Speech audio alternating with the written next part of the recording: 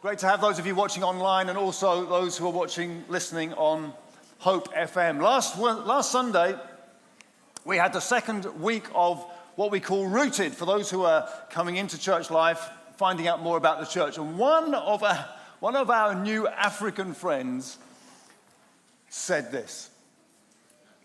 He stood up and he said, "You really should be telling us more often about how to give."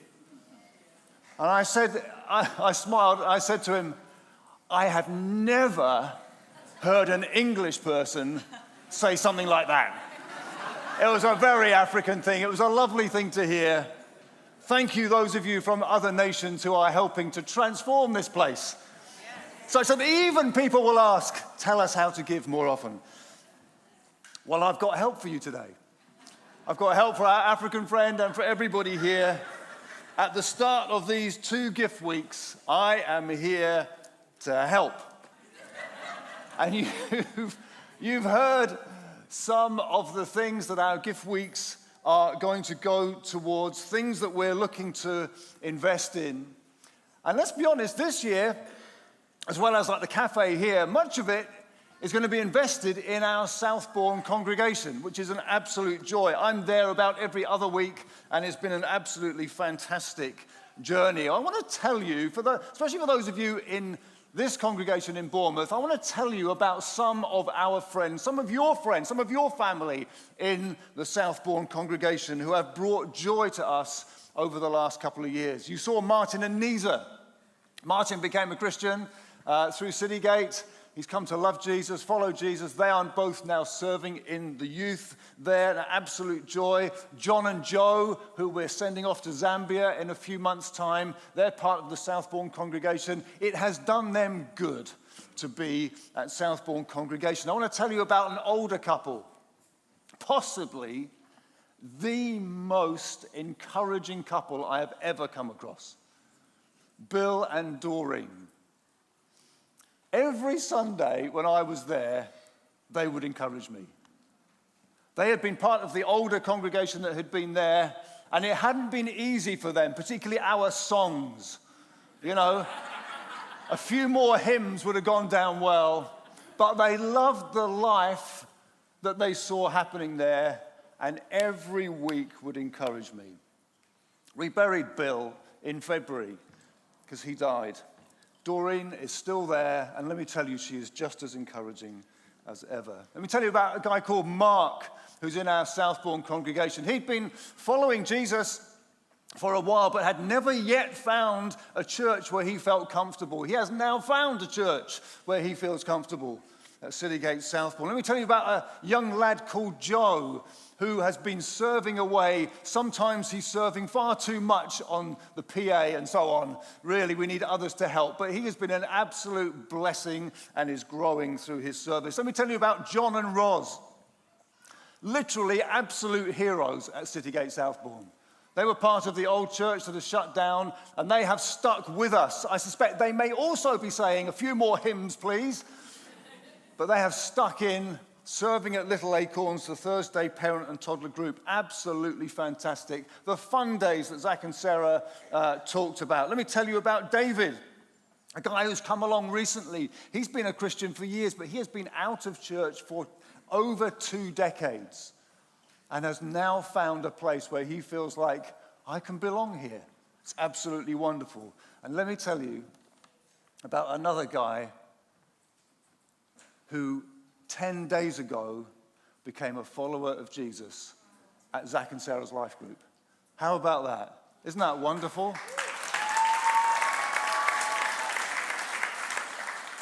I could tell you many other stories at Citygate Southbourne. Lives are being transformed every day across the bay. And of course, we could readily recount loads of stories from this congregation too. Whichever of the 2 congregations that we currently have that you're part of, Citygate Bournemouth or Citygate Southbourne, you are part of Citygate.church. And we are absolutely determined to keep working and praying that Jesus will build us into this kind of a church. How about these? A church where the Bible is obeyed as God's word and our highest authority. Anybody with me? A church where we passionately worship God because he is worthy of all our praise. A church where rich and poor, black and white, young and old are united as one family in which all are valued and all can flourish. Anybody up for that? A church where guests are amazed at the welcome they receive and astonished at the God they encounter. A church where the wider community are glad that we exist because of the way God is blessing people in BCP through us. A church devoted to mission, seeing many more people come to love and trust Jesus. That's what we're going for, that kind of a church. God is building it. He will build it. So on behalf of the elders and every leader in Citygate, thank you for everything that each of you invests into God's kingdom being extended through Citygate. For every act of service, seen and unseen. For every expression of care, most of which goes unnoticed by most. And every sacrificial demonstration of love, and every penny and pound given. But here's the thing. We haven't finished yet. Because God hasn't finished with us yet. Because he hasn't finished building his kingdom yet. And until Jesus returns, God has a plan. And that's to extend his kingdom through the agent that is his people. And that means, specifically on these 2 gift weeks, that we haven't yet finished our journey of growing into kingdom people who give generously. I'm going to read you from 1 Timothy chapter 6. If you've got a Bible, you might like to get it out. It will appear on the screen if you haven't got one. This is a passage Paul writes to this young leader, Timothy. In the first section I'm going to read, he's addressing the poor, those who would like to get rich. In the second section, he's addressing those who are rich. 1 Timothy chapter 6. Godliness with contentment is great gain. For we brought nothing into the world, and we can take nothing out of it. But if we have food and clothing, we'll be content with that. Those who want to get rich fall into temptation and a trap, and into many foolish and harmful desires that plunge people into ruin and destruction.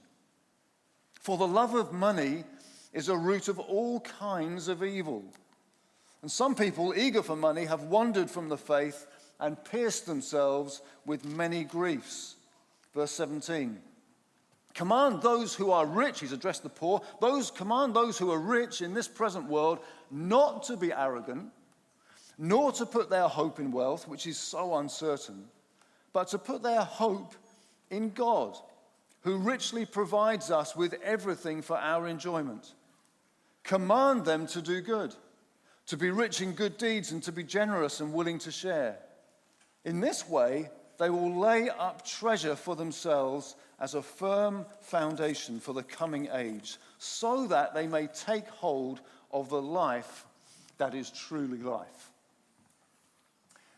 I would say that if the Bible is not regularly comforting you and challenging you deeply, you're not reading it right. And these 6 characteristics that we've been looking at in the last few weeks, today and the next couple of weeks, kingdom people who are characterized by trusting God, growing, relating, sharing, and multiplying, are deeply provoking and deeply challenging. But may I suggest, particularly in our culture, in this culture, none of them is more challenging of those characteristics than today's characteristic. People who give generously because we've received so much on the basis of God's lavish grace. And in the New Testament, I would say there are 2 particularly well-known passages in which Paul, who wrote much of what we know as the New Testament, addresses our attitudes to finances, to giving, to money. And in one of those passages in 2 Corinthians chapter 8 and 9, he's commending some Greek churches who in their extreme poverty, he says, have been full of joy that they have been able to contribute to the Jerusalem church that is going through a particular time of need. Not because they were wealthy, but out of their extreme poverty, he says, welled up this joy in giving. And then secondly, this passage here in 1 Timothy chapter 6. Paul is giving advice on a whole bunch of things to a younger leader who's in a pretty tough situation. And he outlines a range of things you are to teach and insist on at the beginning of chapter 6, he says. And one of those things you are to teach and insist on is right attitudes to money and material possessions. There is no area that the gospel doesn't impact us. You cannot compartmentalize the Christian life. There are various parts of my life that I can compartmentalize. I can be involved in it, I can put it down and move on to another area of life. You cannot do that with the Christian faith. The Christian faith permeates every single, without exception, every single area of our lives. But I would dare to say that the implications of the gospel are possibly most challenging in relation to a few especially sensitive subjects. Things like these: marriage and singleness. Things like forgiveness. Things like suffering. And perhaps most of all, money. I remember an old pastor, this is a number of decades ago, saying that in his decades-long experience of ministry, he was absolutely convinced that it was easier to talk to someone about their sex life than about their money. That's what it's like in our Western culture. For all the talk and openness about many things, there are some things where the gospel lands with great cost. John Wesley, an 18th century famous preacher of the gospel, said this: the last part of a man to be converted is his wallet. You might be able to identify. The degree to which our wallet has been converted is one sure indicator of the extent to which Jesus has or has not conquered our hearts. And let's be brutally honest, that feels all the more provoking at present. Not a day goes by without new headlines about the implications of our current financial crisis, which is really severe. And not a day goes by without numbers of you seriously, personally facing a financial crisis.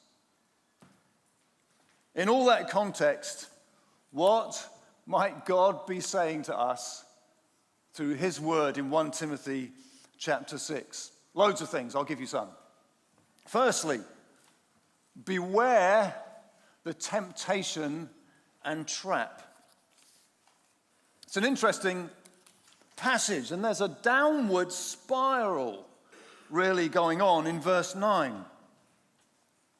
The warning in verse 9 is to those who are not rich but want to be rich. So Paul writes this: those who want to get rich, watch the spiral, fall into temptation and a trap, and then into many foolish and harmful desires. And then that plunge people into ruin and destruction. That's quite severe, isn't it, don't you think? Why would he be so harsh? Well, he's not being harsh. Why is he presenting this truth so bluntly? Because the very next verse, the love of money is a root of all kinds of evil, which has been one of surely the most misquoted verses ever in history. Not money itself, but the love of money.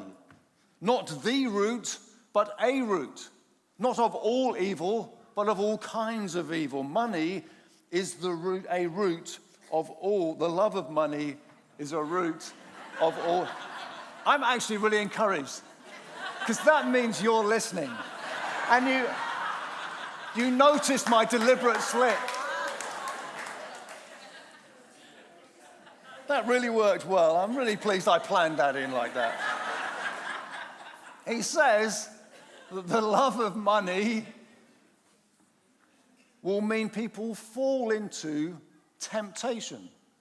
That word here, temptation, is something that seeks to pull you away from being satisfied in God with the goal of causing you to trust it rather than God. That's what temptation wants to do in any area of life, really. It's not just to do bad things. It's a desire pull for something other than God, to trust something other than God. If I have this, I will be satisfied. Hang on a minute. God is the one who satisfies. That's what temptation does. And the love of money, the desire to be rich, has that effect, which he then says will trap them. That word trap is an interesting word. It's technically used as a snare for animals. Animals who in their desire for food will find themselves in a trap set by the trapper. There's such a thing as the monkey trap. Have you ever heard of the monkey trap? The monkey trap is a well-known illustration and a real thing. In some nations, they might hollow out a coconut. They'll hollow it out at one end with food that the monkey loves in the middle. And the hole that they make in the end of the coconut is just big enough for the monkey's hand to get in. But as soon as the monkey is holding the stuff, it cannot get its hand out. And the monkey is not bright enough. I mean, they're relatively intelligent, but not bright enough to let go of the food. Its love of food for which it has been tempted becomes a trap. And it will rather hold the food and get caught, seriously, than release the food and escape. That is what the love of money can do. The desire to hold on to wealth will become a trap. Greed, the love of money, the desire to get rich and keep it all, I would suggest to you, is a secret sin in the church. If we were to be super honest, by the way, no hands up for any of this. If we were to be super honest, some here would acknowledge that they are struggling with temptation and getting caught in a trap of lust. Others might say, yeah, I've got caught in a trap of alcohol or anger or bitterness or dishonesty at work or swearing or whatever it happens to be. But I bet you no one in this room, super honest though we might be, would admit, yep, I've fallen for greed, the love of money. I've become trapped by the desire to be rich, which is perhaps why Jesus says, watch out. Be on your guard against all kinds of greed. Perhaps particularly in a culture like Western Europe, greed is a very subtle thing. And while other sins, temptations, traps might be very blatant and in your face, this one perhaps is far more subtle. No one thinks, I am a greedy person, loving money, and am trapped. Now, giving into God's kingdom, month by month, and giving into God's kingdom in these gift weeks is good for me. Did you hear that? I dare to say it is good for me. It is good for me because it keeps me from falling into greed.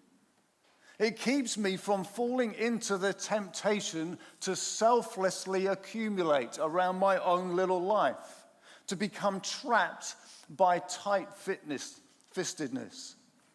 Giving on a monthly basis, giving in our annual gift weeks, is an opportunity to grow in trusting God and saying, God, you satisfy, you are enough. I can open my hand and not hold so tightly. And the temptation and the trap are relevant wherever you are on the financial scale. Tim Keller said, wisely, money can poison your life, whether by its absence or its presence. Is there anybody who doesn't feel like, if I just had a bit more disposable income, I'd be content? You might be, if we were to draw a line on a financial scale, extremely poor and content, or extremely poor and very frustrated and wanting to get rich. Or you might be way up here, very rich and content, or very rich and still desirous of getting rich. Wherever you are on the scale. And let's be honest, Western culture is tempting us all the time. You and me, all the time, to believe that more stuff equals contentment. More stuff equals fulfillment. And of course, in the great narrative of Western culture, fulfillment is the point of life, of course. Your self-discovery, your happiness, that you get more of the world to revolve around you, is of course the point of life. Rather, verse 6, godliness with contentment is great gain. Imagine being truly content with what God has given. That is great gain. Verse 8, if we have food and clothing, we will be content with that. Friends, let me tell you, don't give in to temptation. Don't fall for the trap of the desire to get rich, because it is a trap. And then let's move on. Paul talks about getting rich versus being rich. Get rich versus be rich. So in verse 9, as we've said, it's those who want to get rich who fall into temptation and a trap, into many foolish and harmful desires, plunging people, note that word, plunging people into ruin and destruction. There's only one other time that word for plunging is used in the New Testament. And it talks about drowning. I'll tell you what it is. Luke chapter 5, Jesus has performed a miracle. They've caught loads of fish. And when they'd let the nets down, they caught such a large number of fish that their nets began to break. So they signaled their partners in the other boat to come and help them. And they came and filled both boats so that they began to sink. The same word is used here for being plunged into ruin and destruction. The trap, you see, ends in ruin. But let's be very careful and note that Paul doesn't condemn the wealthy for being wealthy. He does not condemn the wealthy for being wealthy. Rather, he commands them, verse 17, to hope in God rather than their resources. And verse 18, he commands them to be rich in a different direction. Command them to be rich in good deeds and to be generous and willing to share. In other words, have a passion. For those of you, which let's be honest, is most of us, have a passion not for getting rich, but for being rich. It's the same word, actually, that is used earlier in the negative sense in verse 9. The antidote to falling for the temptation and trap of getting rich is not to shun riches, it's not to hide from it, it's not to become a pauper, it's to be rich. To be rich in good deeds, in generosity, in willingness to share. And whenever you do that, it dethrones the idol of wealth. Every time my tight fist opens and lets go some of my resources, I am dethroning the idol of wealth. That idol that seeks to be worshipped, that idol that is all prevalent in our society. Every time I do that, I dethrone it and I say, no way, God can be trusted instead. He is enough. It dethrones the money idol and turns it into a servant for the greater good. Turn the trap into a tool. Imagine for a moment the difference that your large or small acts of generosity could make. When giving, imagine is always a good thing to do. Imagine. Imagine the good deeds, the difference that your giving can make. Imagine the impact of being, verse 18, rich in good deeds, generous and willing to share. Imagine the impact that our giving in this gift week is going to have on the community of Southbourne and Tuckton as we enter a new building that's twice the size, got more rooms, got much more capacity, much more prominence. Imagine the difference. Imagine the lives that are going to get changed. I read out to you some of them earlier. There are others waiting to be changed. There are others who God has got on his mind, who he will match in his sovereignty with our giving. Doesn't that transform it? Imagine transforms giving. Imagine the cafe being set up in the foyer there. Imagine the students, imagine the others coming to connect with this place and some of them getting on an Alpha course and one day getting baptized down here and becoming part of this church.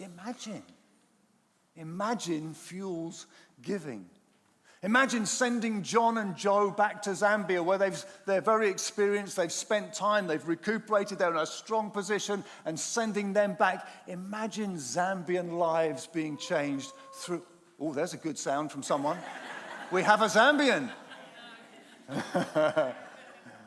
Imagine Zambian lives being affected for Jesus through your giving.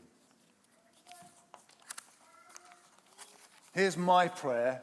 I wonder if you'll make it yours. God, may the resources you've graced me with become a tool in your hand, not a trap to mine. And by the way, that goes for a young person's £1 to a wealthy person's huge amount. I remember reading of a very, very wealthy American who said this: if I hadn't learnt to give from my first dollar, I would never have given from my first $1 million. Let me encourage you. For those who have very little, start somewhere. Build good habits, and they will see you through. The young person or student's £1. I wonder if there's any of this in this room. The book of Acts, there were no needy persons among them, for from time to time, those who owned land or houses sold them, brought the money from the sales and put it at the apostles' feet, and it was distributed to anyone who had need. I bet you there were £1 or whatever they had, a denarius being given in those days. What's highlighted here is extraordinary giving. Those who owned land or houses sold them. There might be some here for whom £1 is genuinely sacrificial. God will bless that. There may be others here who are in between. There may yet be some who God is calling to and saying, land or houses. for a bigger purpose. Beware the temptation and trap. Be rich rather than get rich. And finally this. In the context of money, finances, resources, it all goes back in the box. Or does it? This writer says this: my grandmother had just gotten out of jail. She was a roll away from the yellow properties, and the yellow properties meant trouble. They were mine. Monopoly. If anybody's wondering what on earth's going on there. And they had hotels, and Gran had no money. She had wanted to stay in jail to avoid landing on my property and having to cough up dough she didn't have. But she rolled doubles, and that meant her bacon was going to get fried.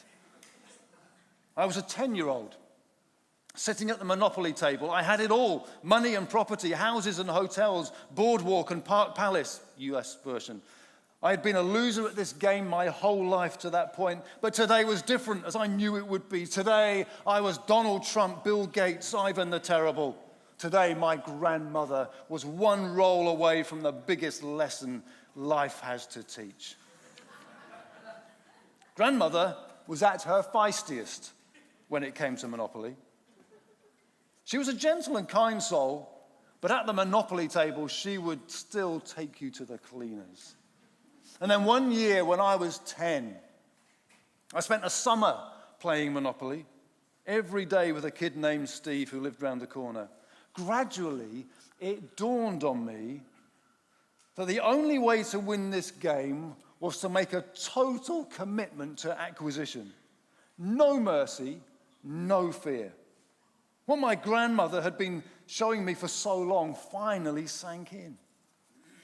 By the fall we sat down to play, I was more ruthless than she was. My palms were sweaty. I would play without softness or caution. I was ready to bend the rules if I had to. Slowly, cunningly, I exposed the soft underbelly of my grandmother's vulnerability.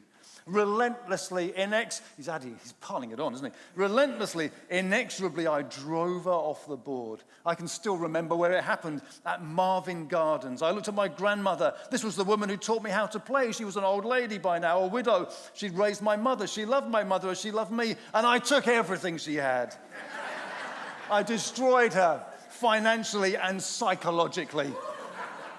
I watched her give up the last dollar and quit in utter defeat. It was the greatest moment of my life. I had won. I was cleverer and stronger and more ruthless than anyone at the table. I was master of the board. But then my grandmother had one more thing to teach me. The greatest lesson came at the end of the game, and here it is.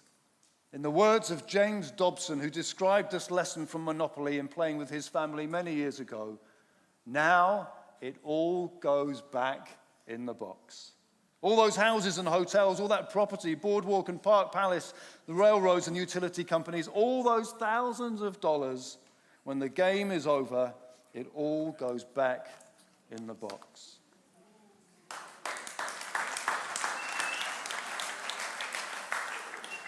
And so Paul here states the stark but liberating truth. Verse 7, for we brought nothing into the world in birth, and we can take nothing out of it in death. He's quoting two Old Testament verses. Job famously says, naked I came from my mother's womb, and naked I shall depart. Ecclesiastes, everyone comes naked from their mother's womb, and as everyone comes, so they depart. They take nothing from their toil that they can carry in their hands. But, just as Jesus spoke about storing up treasures in heaven, Paul says in verse 19, in this way, through being rich in generosity, they will lay up treasure for themselves as a firm foundation for the coming age, so that they may take hold of the life that is truly life. Here's the wonderful thing. What you give away isn't given away so much as invested, now and forever. It doesn't all just go back in the box, because every good deed will reverberate into eternity. Every act of generosity will be rewarded. Every time we sacrificially share, God sees to it that people are blessed. Every time you give into the kingdom of God, you are making an investment with maximum returns. Your giving, your regular giving, is enabling God's kingdom to come through Citygate. Your giving to the gift weeks will enable God's kingdom to extend now and reverberate into eternity through many things, including the cafe, John and Joe in Zambia, and the new building in Southbourne. When we want to get rich in this life, money becomes a trap. Because like short-sighted monkeys, we cannot let go. However, when we have eyes on verse 19, the life that is truly life, money becomes a tool for blessing and kingdom extension. In a minute, having said all of that, I'm going to ask you to make two giving-related decisions. Number one, I'm going to ask you to consider regular giving. It may be, for example, that you're not regularly giving at all. And by the way, you are loved. Let's just be clear about this. You are loved in this church whether you give or not, whether you give much or lots, little or much. That doesn't affect our love for you, our regard for you. But you may not yet be giving regularly on a monthly basis. I want to encourage you to start that journey. You may be giving regularly. I want you to consider raising the amount that you give each month. And secondly, about this year's special offerings, these gift weeks, I want to encourage you, with all that we've said from 1 Timothy chapter 6, to give generously in faith and vision. If you're visiting, if this is your first week, you've put your hand up and you said, yes, I'm new, thank you for the welcome bag. Oh my word, I didn't know I was coming into this. Please feel free to relax. If you are visiting today, you are very welcome, our guest here today. I'm also conscious that you may be married and sitting here, and you may be slightly nervous. What's my spouse thinking?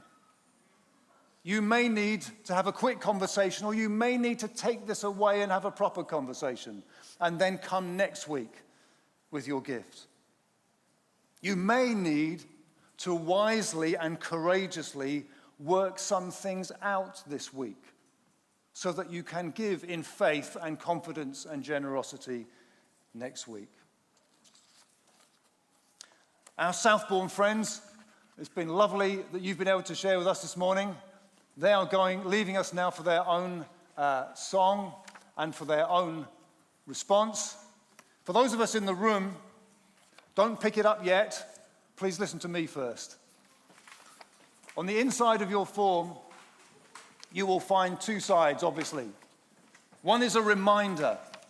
The reminder is for you. Keep it. The other side is a pledge. There's a gift weeks part. There's a regular giving part. You are welcome to fill them both out. It's not one or the other.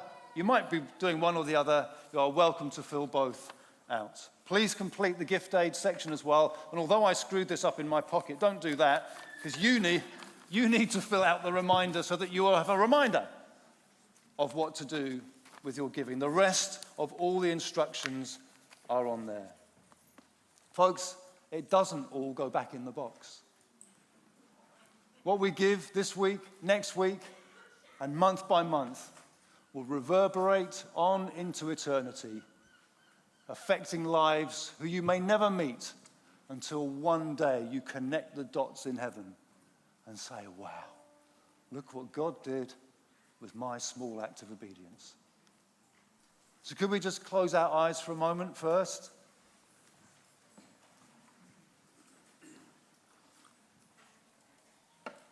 And pray.